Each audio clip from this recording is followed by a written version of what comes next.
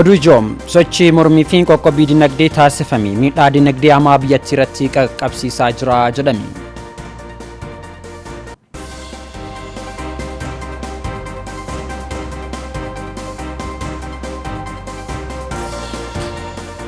Magaalaa Jimmaa irratti hidhaa reebichaa fi saamichi cimee itti fufaa jira jedhame.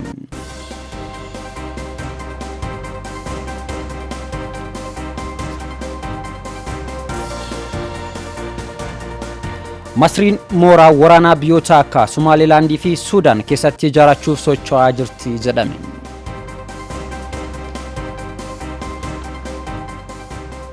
Sanbata duraa hagayyaa 2/12 bara 2012 televiziyoonii DW sagantaa afaan Oromoo raadiyoodhaan qabadhee dhufee jiraan abboomaa qaasuutu jalqabaatti dabaraam. Mormii qoqqobbii dinagdee sirna Abbaayiree irratti gaggeeffamaa jiru laachise beeksisa qeerroon Oromiyaa irraa kenname akka armaan gaditti isiniif dhiyeessina.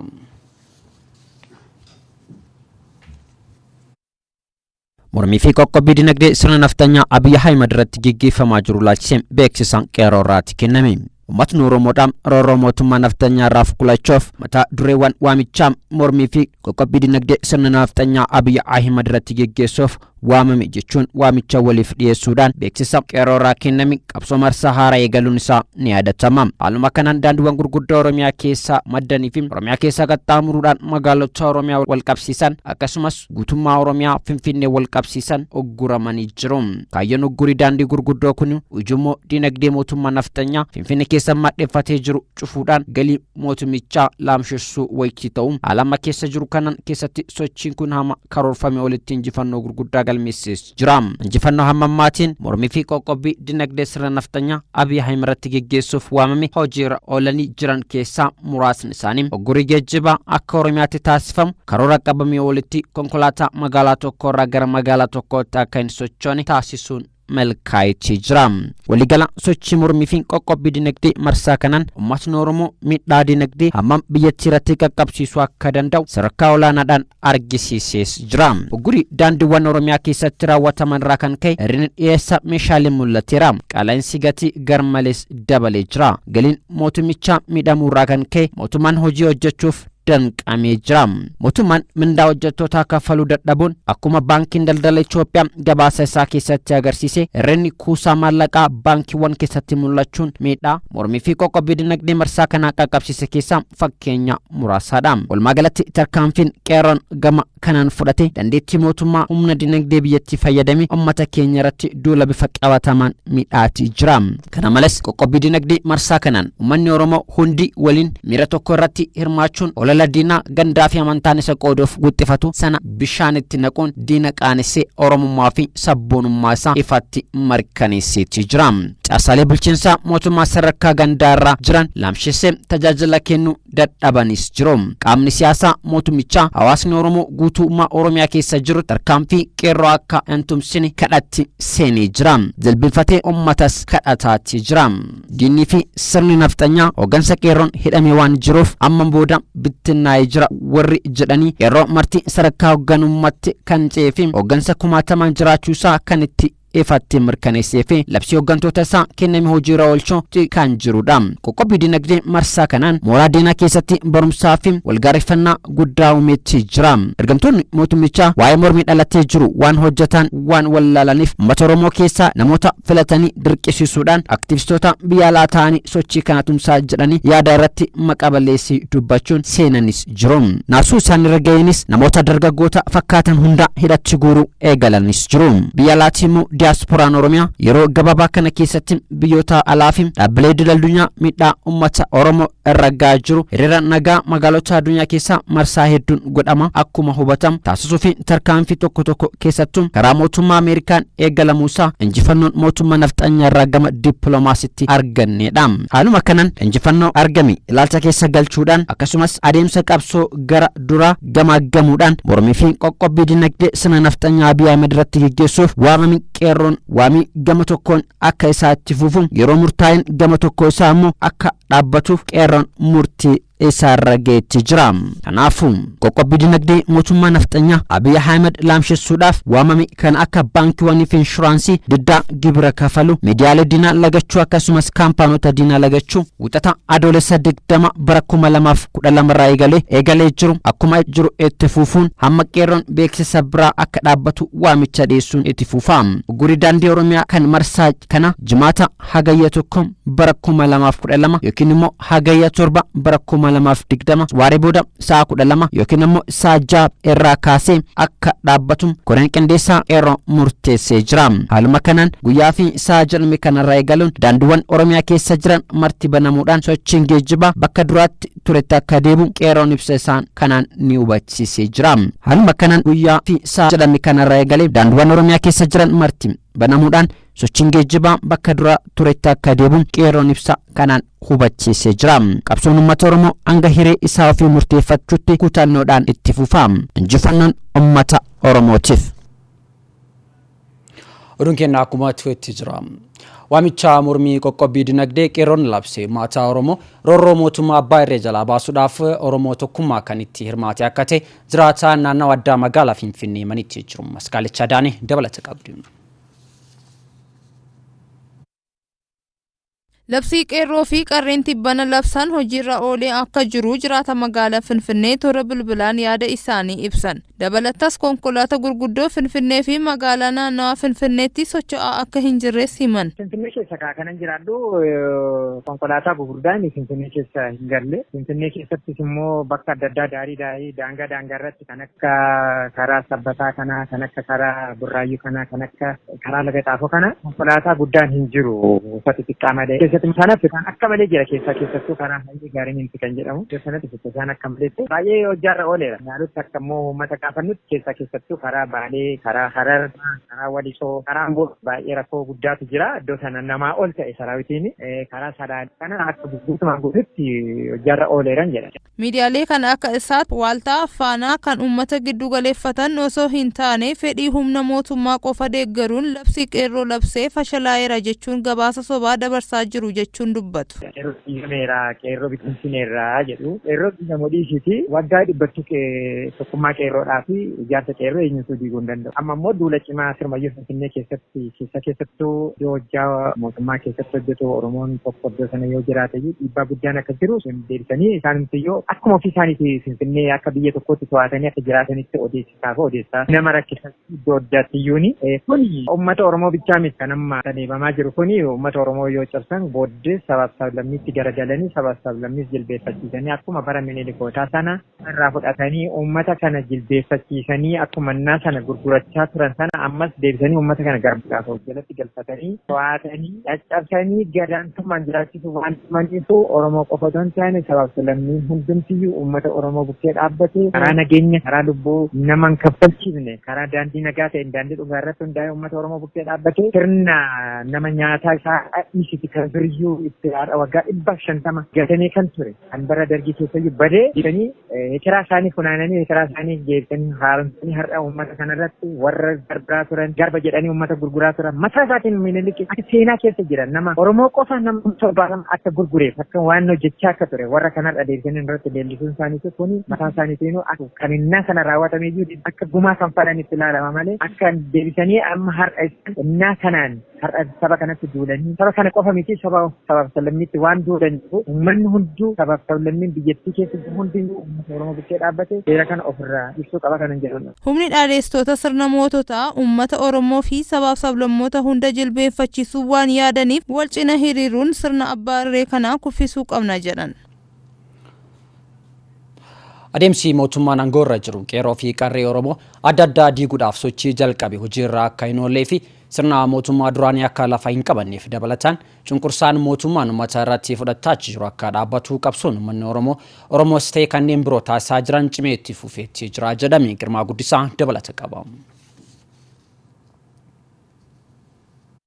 Biyyoota sirna federaalizimii hordofan keessaa biyyi Itoophiyaa ishee tokko yoo taatu, akkaataa caaseffamaa sirna federaalizimiitiin akka adeemaa hin jirre yeroo ammaa kana argaa jirra. Mootummaan maqaa paartii qeenxeen gara aangootti dhufee jiru adeemsa sirna federaalizimii keessaa bahuun filannoo hirmaannaa hawaasaa tokko malee paartii bilxiginnaa jedhu maqaa isaa qofaan gaafatee yaada tokkoo fi ilaalcha tokko qofaanii adeemsa isaa jalqabuun hojii isaa eegalee jira. Sirna federaalizimii diiguun paartii maqaa isaa qofaan uummata hoogganuunis ta'ee dhaabbilee siyaasa Oromoo kan ta'an hayyootaa fi gameessota Oromoo kan ta'an hidhuu fi dararaan irratti geessuun isaa ammoo mootummaa abbaarree yookiin dhaadhistoota sirna mootummaa duraanii akka ta'e kan agarsiisaa jirudha. Akkuma kanaan dura mootummoonni irreen bulaa cunqursaa fi darara uummata Oromoo irratti gadaannisa uumanii darbaniin ammas mootummaan hooggansa gubbaa jiru sirna dulloomaa duraan darbee jiru boolla keessaa baasaa akka jiru agarsiisaa kan jirudha. Gaaffii uummanni Oromoo waggoota 50 olii fi gaafataa ture akka duubatti kufu caaseffamni paartii bilxiginnaa hojiirra oolchee jiru ammas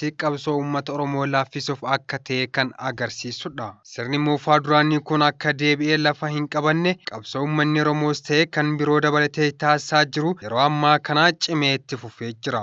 Qabsoo fincila diddaa gabrummaa qeerroo fi qarreen taasisaa jiraniin sochiin dinagdee hawaasummaa siyaasaa biyyattii akka qabbanaa'u sababa ta'ee jira. Yaada paartii tokkeessoo fi yaada ida'amuu jedhuun mootummaan qabatee bahin uummata biratti nyaara guursee akka jirus mormiin taasisaniin ragaa kanuuf ta'e kan agarsiisaa jirudha. Dabalataan tarkaanfiin mootummaan qeerroo fi qarree Oromoo hayyoota dabalatee tarkaanfiin irratti fudhachaa jiru uummanni akka mormii keessa galan taasisee jira. Dabalataan ammas mootummaan qabsoo uummata Oromoo laaffisuuf qeerroo mirga isaatiif falmuu qeerroo baandaa maqaa jedhuun moggaasuun qeerroo isa deeggaran ammoo qeerroo badhaadhinaa jechuun adda qoodee qabsoo uummata Oromoo lafa akka hin kaane hojii isaa eegalee jira. Kana qofa osoo hin ta'in garaagarummaa qeerroo fi qarree gidduutti akka uumamu hojiin gurguddoonis hojjetamaa jira. Mootummaan kana haa taasisu malee sochiin uummanni Oromoo taasisaa jiru bifa tokkummaa'ee fi bifa qindaa'een adeemsa isaa gara fuulduratti adeemaa jira. Ilaalcha dulloomaa qabatanii sirna tokkeessoo ijaaruun uummata irratti tarkaanfii fudhachaa uummata nan bulchaa jechuun qaanii akka ta'e mootummaan kana beekee mirga uummataa akka kabajamuu qabu gaaffiin uummanni gaafachaa jiru deebii akka argatuu fi aangoon kan uummataa akka ta'e beekee tasgabbiin uummataatiif hojjetuu qabaan dhaamsa keenya. Tatamsa'insi vaayirasii koronaa akka addunyaattis ta'e akka biyya keenyatti jiru yaaddessaa akka ta'ee fi dhiibbaan inni uummata irra geessaa jiru waliin wal qabatee gara gaagama hawaasaa cimaa keessaa galchuu akka danda'u beekameetti jira. Dabalataanis uummanni dhibee vaayirasiin kun qabu dagachuun salphaatti akka tatamsa'uuf sababa ta'aa jira jedhame Biiniyaam Gaaddisaa dabalata qaba. Dhibeen vaayirasii koronaa ji'a dhuma bara 2019tti biyya Chaayinaa magaalaa Hubei keessatti kan mul'ate yoo ta'u guutuu addunyaa irratti tatamsa'uuf yeroo ittiin fudhanne. Tatamsa'inni vaayirasii kanaa addunyaa irratti hanga ammaatti namoota miliyoona 19.5 ol hubuu isaa fi namoonni 700,000 ta'an lubbuun darbuu isaa odeeffannoon ni mirkaneessa. Namoonni miliyoona 12.5 ol ta'an ammoo dhukkuba COVID-19 addunyaa raasaa jirurraa dandamachuun isaanii beekamee jira. Dhaabbanni fayyaa addunyaa bitootessa 11 bara 2020 erga dhibee daddarbaa jedhee labsee booda biyyoota guddatan kanneen akka Ameerikaa, Xaaliyaan, UK fi Speen kanneen dhukkuba kanaan garmalee miidhaman yoo ta'an namoota addunyaa irratti lubbuun darbe keessaa namoonni 380 ol ta'an Ameerikaa qofaa keessatti kan mudatedha. Haaluma kanaan Afrikaa keessatti tatamsa'inni vaayirasii kanaa yeroodhaa yerootti dabalaa deemaa kan jiru yoo ta'u keessattuu biyyoonni akka Misir, Tuniziyaa, Aljeeriyaa, Afrikaa Kibbaa fi kanneen biroo keessatti hammaataa jira. Vaayirasiin koronaa bitootessa 4 bara 2012 yeroo jalqabaaf Itoophiyaa keessatti kan mul'ate yoo ta'u tatamsa'inni isaas yeroodhaa gara yerootti dabalaa deemaa jira. Ji'a bitootessa keessa yeroo jalqabaaf nama tokko qofa irratti kan mul'ate vaayirasiin kun ji'a bilaa keessa namoota 71 ol, ji'a caamsaa keessatti namoota 250 ol, ji'a waxabajjii keessas namoota 2915 irratti kan mul'ate yoo ta'u yeroo ammaa kana namoonni 21,400 ol ta'an Itoophiyaa keessatti vaayirasii kanaan hubamanii jiru. Keessattuu torbee tokko darban keessatti qofaan namoota 3,900 ol irratti vaayirasiin kun yoo mul'atu namoonni 108 ta'an guyyoota kanneen keessatti lubbuun isaanii darbee jira. የበሽታውን የመከላከል ግንዛቤ እያደገ የመጣ ቢሆንም በሽታውን Beekumsi vaayirasii kanaa ofirraa ittisuuf guddachaa kan jiru yoo ta'u dhukkubichi hojii ofirraa ittisuuf garuu quubsaa miti. Dagachuun uummataa akka dhibeen kun babal'atu taasisee jira. Keessumattuu hojiin ofirraa ittisuu kan duraan turerraa hir'achaa dhufeera. Dhukkubichis cimee babal'achaa lakkoofsa namoota du'anii fi yaalii cimaa keessa jiran baay'ee ta'uun isaa yaaddessaadha. አሳሳቢ አድርጎታል። Dhiibbaan vaayirasiin kun gama hundaan geessisu dabalaa deemuun gara gaaga'ama hawaasummaa cimaa keessa galchuu akka danda'us beekameera. Fannoon ni mirkaneessa. Ta'us tarkaanfilee barbaachisoo dhibee kana ittisuuf karaa dhaabbata fayyaa addunyaa bahan hojiirra oolchuun vaayirasii kana ofii fi maatii ofii baraaruu akka qaban ministeerri fayyaa beeksisee jira. Jiraattonni godina Wallaggaa Lixaa aanaa Sayyoo Nooleeratti hawaasa nagaa irratti hidhaa fi doorsisaan cimaan itti fufeetti jira jedhame. Aanaa Sayyoo Noolee bilbilaan yaada kan nuuf kennan abaa'oo deeggartuu jechuudhaan qeerroo fi hawaasa nagaa mana hidhaatti guraa akka jiranii fi raayyaa ittisa biyyaa fi waraanni mootummaa biltsiginnaa tarkaanfii reebichaa qaqqabsiisaa jiraachuu isaa himee jira. Irgaalam Gisheen dabalata qaba. Jiraattota godina Wallaggaa Lixaa aanaa Sayyoo Noolee irratti hawaasaa fi dargaggoota irratti hidhaa fi doorsisni tuffee jira jedhame. Jiraataan godina Wallaggaa Lixaa aanaa Sayyoo Noolee bilbilaan akka ibsanitti namootni nagaan adda bilisummaa Oromoo deeggartu jechuun qeerroo fi hawaasa mana hidhaatti ugguramaa akka jiraniif raayyaan ittisa biyyaa fi waraanni mootummaa biltsiginnaa reebichaa fi doorsisa garaagaraa raawwachaa jira jedhan. Wallagga Lixaa aanaa Sayyoo Noolee ganda lalistuu geejoon jiraadhaani. Akkuma beekamu godina keenya keessatti hidhaa fi dararaanii mootummaadhaan akka itti fufetti jira. Akkuma beekamu namoota nagaa isin abaa'oo deeggartu jechuudhaan mana hidhaatti guuraati kan isaan jiranii. Fakkeenya yoon isinii fudhadhe obbo Xiloobbanti, Taarikuu Garbaa'ee, obbo Haayiluu Baalchaa, Khaliifaa Yesuuf, obbo Taarikuu Firoomsaa fi dargaggoota kan mana hidhaatti guuramaa jiran jechuudha. Yeroo ammaa aanaa raayyaa ittisa biyyaati kan kana raawwataa namoota daandii irratti ba'anii rukutanii ajjeesuudha kan waraanni kun kaayeffatee jiru. Dargaggoonni baay'een ajjeefamaa akka jiranii fi kaabinoonni biltsiginnaa aanicha keessatti naanna'uun uummata doorsisaa akka jiranii fi ejjennoon qeerroos mootummaa sirna dhadeessitoota kana kuffisuudha jechuun jiraataan aanaa Sayyoo Noolee dubbatanii jiru. Fakkeenyaaf dargaggoo Guddataa Garbaa, dargaggoo Abdoo Taanuu, Ammayyuu Bantii fi Gammachuu Asaffaa dargaggoo jedhamanii nama nagaa rukutanii ajjeesanii kan isaan jiranii. Kaabinoonni biltsiginnaa gaamuma beekamu hidhatanii olii ganii uummata doorsisaa kan isaan jiranii fi mana hidhaatti seenan jechuudhaani. Nama nagaadha kan isaanii olii gadi oofaa jiranii. Doorsisaa hamaa uummata nagaarraan gahaa jiru waraanni. Kaabinoonni biltsiginnaa akka aanaa keenyaatti jechuudha. Uummata nagaadha olii gadi walgahii maqaa walgahiitiin uummata nagaa doorsisaa jiru jechuudha. Ammaa sirna nama nyaataa kana kuffifnee irree mataa keenyaa murteeffachuudha. Keeyyata 39 kabachiifachuudha jechuudha. Sirna kana sirna sirriidha jettanii akkasiin namanne sirna nafxanyaadha. Sirna nafxanyaa immoo kan ofirraa kaasuun hidhannee haa kaanu. Uummanni keenyas ta'ee sabaaf sablammoonni kan jedhu naamsa qaba. Jiraataan aanichaa kun dhaamsa dhamaniin qabsaa'ota Oromoo kanneen akka obbo Baqqalaa Garbaa, obbo Jawaar Mahammad, obbo Hamzaa Booranaa fi kanneen biroo mana hidhaatti gad lakkifamuu akka qabanii fi uummatni Oromoo sabaaf sablammoota waliin ta'uun mootummaa abbaa irree kana kuffisuu qaba jechuun dhamaniitti jiru. Jiraataan magaalaa Jimmaa irratti hidhaa reebichaa fi saamichi cimee itti fufee jira jedhame. Jiraataa magaalaa Jimmaa bilbilaan yaada kennaniin magaalattii keessatti abaa'oo fi kaafaa'oo deeggartuu jechuun hawaasa magaalaa fi qeerroo irratti humni poolisii addaa Oromiyaa tarkaanfii ajjechaa reebichaa akkasumas saamichaa fi qaamaa hirdhisuuf fudhataa jira jedhame. Gabaasaa Shannaa fi Hagoos qopheessee Irgaalam Gishan akkaataa nutti dubbisa. Jiraattota magaalaa Jimmaa irratti hidhaan reebichi fi saamichi cimeetti fufee akka jiru himame. Jiraataan magaalaa Jimmaa bilbilaan yaada kennaniin magaalattii keessatti hawaasa nagaa fi qeerroo irratti humni adda poolisii Oromiyaa tarkaanfii ajjecha reebicha saamichaa fi qaama hirdhisuu fudhachaa akka jiru himanii jiru. naannoo keenyatti haalli jiru dararaa garagaraatu nurratti gaggeeffamaa jira. Waan maqaa waraana bosona jiru shanii waan jedhamuudhaan calisanii uummata waan takka doonni waan badii tokko hin dalagiin calisanii mana isaa keessa gafuudhanii reebuu mana sakatta'uudha. Sakatta'anii kaan immoo hin saamu. Humna addaa Oromiyaa jedhanii bakka hawaasa keessatti bobbaasanii halkanii guyyaa dararaa garaagaraatiin geessaa jiru. Dubbachuuf illee bakka yoo dubbattee dubbattu hin qabdu hundumtuu bakka si kabalee kee bakka achi addeebi'ee maaf boossa siin jedha beekte. Qabatamaatti bakka kun amma beektee isaan waan gara duubatti waan jechaa hin qaban humna addaa gaafa uummatatti bobbaasanii nuyin kan eeyyamnuuf kenname ajjeesaa kan jedhamudha malee qabaa waan jedhamu miti jedhaniitu bakka meeshaadhaan kan wanni godhamanu namoota arga isa kan ajjeesu isa kan reebu bakka qaama miidhuu mana yaalaa geessuun hin jiru. Wanii mana hidhaatti darbatanii bakka achitti bukkee adeemu mana hidhaatti immoo namni dhufee si gaafatu iyyuu hin jiru. Yoo namni dhufee si gaafate namatti dhufee si gaafatu illee chitti illee deebisanii qabaniidha beektee. Kanaaf hawaasni illee bakka politikaal kiraayisii keessa galee rakkachaara bakka uummanni. Jiraattonni magaalattii fi qeerroon hedduminaan mana hidhaa keessatti dararamaa akka jiranii fi bal'inaan ukkaanfamaa akka jiranis himanii jiru. Dhiyeessan beektee ijoollee mirga wabii kan jedhamu qarshii wabii qarshii 10,000 qarshii 7,000 akkas gaafatu ijoollee hiyyeeyyii kan isaan immoo wanni kun qeerroowwan akkasiin mana hidhaattis wabii dhabaniituma rakkachaa jiru. Isaan kaan immoo mana murtiitti dhiyeessina isin ajjeefna maal sin goonaniituma achumatti wanni godhu malee gaddisuun kunis badaa wanni jiru. Isaan haalli isaan keessa jiran bakka haala hin taanedha. Jiraatan magaalaa uummanni tokkummaan qabsaa'uu akka qabuu fi qabsoo eegalame finiinsuun sirna kana kuffisuu qabna jechuun dubbatanii jiru.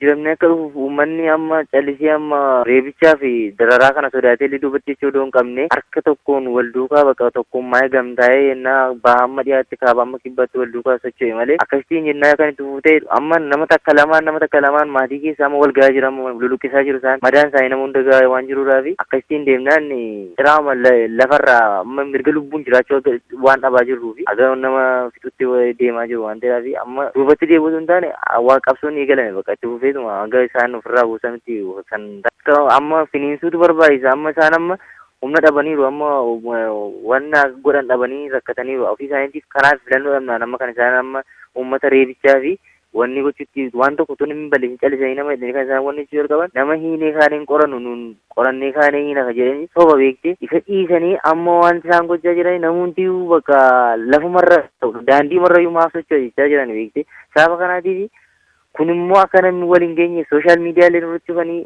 namni mirga dubbachuu yaada ofii ibsachuu dhorkameeti jira. Kana jechuun immoo ukkaamsanii bulchuudha beekte ukkaamsanii bituudha. Paartii barbaade jedhatti hiriirtee akka barbaade socho'uu dandeessu. Hooggantoonni paartiilee siyaasaa hidhamanii jiran sadarkaa aanarraa kaasee haga naannootti haga federaalaatti hidhamanii jiran beekte. Sababa kanaatiif isaan mirga kee akka hin falmannees gochaa jiran. Kanaaf uummanni tokkummaa'ee wanna itti dhufe kana ofirraa fonqolchuudhaaf jabaatee qabsaa'utu irraa eegama beekte. Yeroo ammaa mootummaan bilxiginnaa uummata lagaan amantiin akkasumas dhaaba siyaasaan qoqqodaa waan jiruuf kana dhagaa'uu dhiisnee tokkummaan qabsaa'uun sirna kana kuffisuu qabna jechuun dhaamanitti jiru. Balaa lolaa naannoo Affaar mudateen namoonni 49,000 ol qe'ee fi qabeenya isaanii irraa buqqaan. Balaan kun laggeen Awaash guutuu hordofuun kan mudate yommuu ta'u hanga ammaatti aanolee naannichaa argaman 7 irraa lammiileen 49,000 ol qe'ee fi qabeenya isaanii irraa buqqa'uun namoonni 50,000 ol haala yaaddessaa keessa jiraachuun gabaafame. Hanga ammaatti balaan kanaan lubbuun namoota 10 akka darbee odeeffannoon ni addeessa.